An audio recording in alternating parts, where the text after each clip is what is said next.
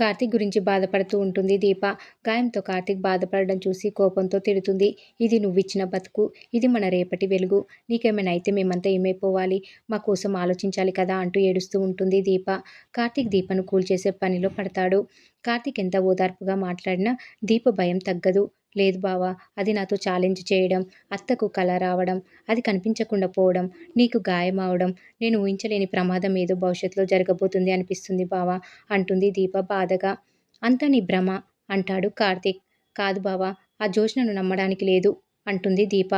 మీ అమ్మ బతుకుతుందే జోష్న కోసం, అది మనకు చాలా స్పష్టంగా అర్థమవుతుంది కదా అంటాడు కార్తీక్. అందుకే కదా మనం నిజం చెప్పలేకపోతున్నాం అంటుంది దీప. నిజం చెప్తే మీ అమ్మ బతకదు అంటాడు కార్తీక్. అదే దానికి బలం. ఇది అడ్డు పెట్టుకొని దానికి నచ్చినట్లు ఆడుతుంది అంటుంది దీప. ఆ వైరగాడు గట్టిగానే బుద్ధి చెప్పాడు కదా అంటాడు కార్తీక్. అదంతా నిజమే అంటావా అంటుంది దీప. ఏంటి నీ అనుమానం అంటుండగానే వైరా కార్తీక్కి కాల్ చేస్తాడు. ఫోన్ లిఫ్ట్ చేసి స్పీకర్ ఆన్ చేస్తాడు కార్తీక్. ఏంటి కిడ్నాపర్, ఎక్కడ దాక్కున్నావని అడుగుతాడు కార్తీక్. సైలెంట్గా రే ఏం దెబ్బ కొట్టావురా అంటాడు వైరా కోపంగా.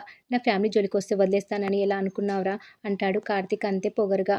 నీ కారణంగా 2 సార్లు మోసపోయాను అంటాడు వైరా రగిలిపోతూ. వెంటనే కార్తీక్ నవ్వుతూ, మరోసారి రివెంజ్ లాంటివి ఏం ప్లాన్ చేయకమ్మా. నువ్వు కాల్చిన బుల్లెట్ జస్ట్ నా చేతిని రాసుకుంటూ వెళ్ళిందంతే. ఈసారి అదే బుల్లెట్ నీ వైపు తిరిగితే అది ఎక్కడ తగులుతుందో కూడా తెలియదు అంటాడు వెటకారంగా. దాంతో వైరా, అయితే బుల్లెట్లు తిరగాల్సింది నా వైపు కాదురా, నీ బుజ్జి మరదలు జోష్న వైపురా అంటాడు వైరా. నా మరదల్ని అడ్డు పెట్టుకునే కదా 30 కోట్లు కొట్టేయాలనుకున్నావు అంటాడు కార్తీక్ వెటకారంగా. ఇదంతా దీప వింటూనే ఉంటుంది. కార్తీక్ అలా అనగానే వైరకి కాలుతుంది. దాంతో వెంటనే రే కార్తీక్, వైరాగాడికి గట్స్ ఉన్నాయిరా. ఎస్, నేను దొంగన కొడుకుని ఒప్పుకుంటాను, కానీ నీ మరదలు చాలా పెద్ద దొంగరా అంటాడు వైరా. కాళ్ళ దాకా వచ్చిన డబ్బులు చేతి దాకా రాకపోయేసరికి నోరు అదుపు తప్పుతున్నట్లుంది అంటాడు కార్తీక్ వెటకారంగా. అందుకే నిజాలు మాట్లాడుతున్నాను అంటాడు వైరా. పోలీసులకు దొరుకు, వాళ్ళే నిజాలు కక్కిస్తారు అంటాడు కార్తీక్. అప్పుడు నీ మరదలు కూడా నాతో పాటు కోర్టుకు రావాల్సిందే అంటాడు వైరా. వైరా అలా అనగానే జోష్న కోర్టుకు ఎందుకు వస్తుంది, సాక్ష్యం చెప్పడానికా అంటాడు కార్తీక్ వైరాతో. శిక్ష వేయించడానికి. నన్ను కూడా మోసం చేసిందిరా అది.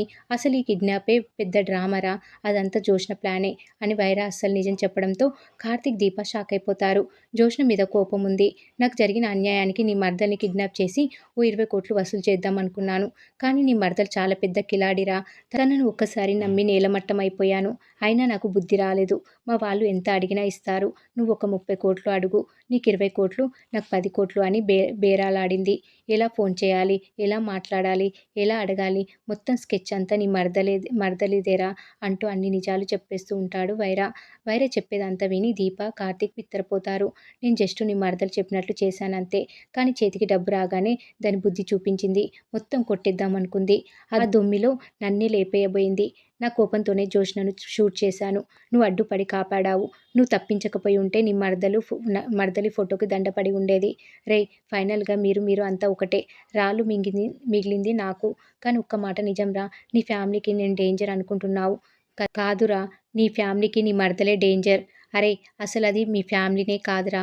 మీరంతా ఎలా భరిస్తున్నారో నాకు తెలియదు కానీ ముందైతే దాన్ని ఇంట్లో నుంచి బయటకు తరిమేయండిరా.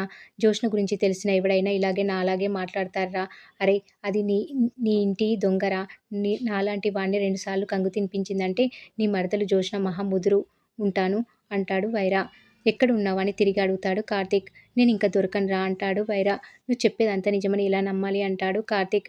జోష్న అరుస్తుంది, ఏడుస్తుంది. తన ఒంటి మీద ఒక్క దెబ్బ అయినా ఉందా? పోనీ చిన్న గీత కూడా ఉండదు. నేను దాన్ని కిడ్నాప్ చేయలేదు, అదే నన్ను కిడ్నాప్ చేసినట్లు ఉందిరా. ప్లీజ్ రా, జోష్నతో కొంచెం జాగ్రత్తగా ఉండు. పాత బాకే అలాగే ఉంది. నేనైతే రివెంజ్ తీర్చుకోవడానికి మళ్ళీ వస్తా, ఉంటా అని ఫోన్ కట్ చేస్తాడు వైరా. జోష్న గురించి వైరా చెప్పింది విని ఆశ్చర్యపోతారు కార్తీక్, దీప. నేను చెప్పాను కదా బావా, అది మారదు. అవకాశం దొరికిన ప్రతిసారి అన్నం పెట్టిన చేతిని కొరకడానికి రెడీగా ఉంటుందని, వాడితో చేతులు కలిపి డబ్బులు కొట్టేయాలని చూసింది. అసలు వాడు ఇలా షూట్ చేయడానికి కారణం జోష్న. దాన్ని ఏం చేద్దామో చెప్పు బావా అని అంటుంది దీప కోపంగా. వైరగాడు పగతో ఉన్నాడు కాబట్టి ఈ కిడ్నాప్ అంతా నిజమే అనుకున్నాను. ఈ కిలాడి వాడితో కలిసి మొత్తం డబ్బు కొట్టేయాలని ప్లాన్ చేసిందని నాకు ఇప్పుడే అర్థమైంది అంటాడు కార్తీక్. నిజం తెలిసాక దాన్ని ఏం చేయకుండా ఉండడం నా వల్ల కావడం లేదు. ఏం చేద్దామో చెప్పు బావా అంటుంది దీప. ఈ రాత్రి తెల్లారనివ్వు. పెద్ద మేడం గారికి రేపు గుడ్ మార్నింగ్ గట్టిగానే చెప్పాలి. ఇక మనం ఎవరిని క్షమించాల్సిన అవసరం లేదు, భయపడాల్సిన అవసరం అంతకన్నా లేదు. క్షమించుకుంటూ పోతే ఈవిడ గారి పాపాలు చేసుకుంటూ పోయేలా ఉన్నారు. పాపాల చిట్ట నిండిపోయింది. మేడం గారి లెక్క రేపు సరి చేయాల్సిందే అంటూ కోపంతో రగిలిపోతూ ఉంటాడు కార్తీక్. మొత్తానికి జోష్న గురించి నిజాలు, కిడ్నాప్ ప్లాన్ మొత్తం కార్తీక్ ముందు బయట పెట్టాడు వైర. మరి కార్తీక్ ఏం చేస్తాడో అనేది రాబోయే ఎపిసోడ్లో తెలుసుకుందాం. ఈ వీడియో కనుక మీకు నచ్చినట్లయితే లైక్ చేయండి, షేర్ చేయండి, సబ్స్క్రైబ్ చేయడం మాత్రం మర్చిపోకండి. Please subscribe.